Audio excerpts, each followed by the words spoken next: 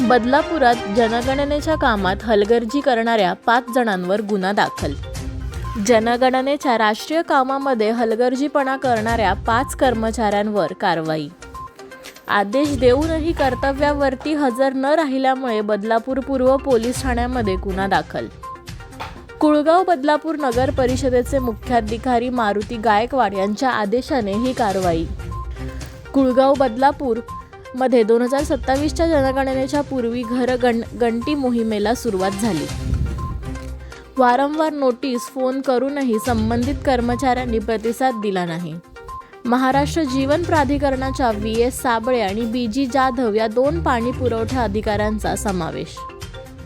उर्वरित 3 आरोपींमध्ये बदलापुरातील नामांकित खासगी शाळांमधील शिक्षिका असून त्यात हेवन बेल कॉन्व्हेंट स्कूलच्या दीपावली सवियो दामोदरे, गुरुकुल इंग्लिश मीडियम स्कूलच्या अर्चना दिनेश मराडे आणि शिरगाव येथील SDM हायस्कूलच्या पूजा चेतन चव्हाण यांचा समावेश आहे।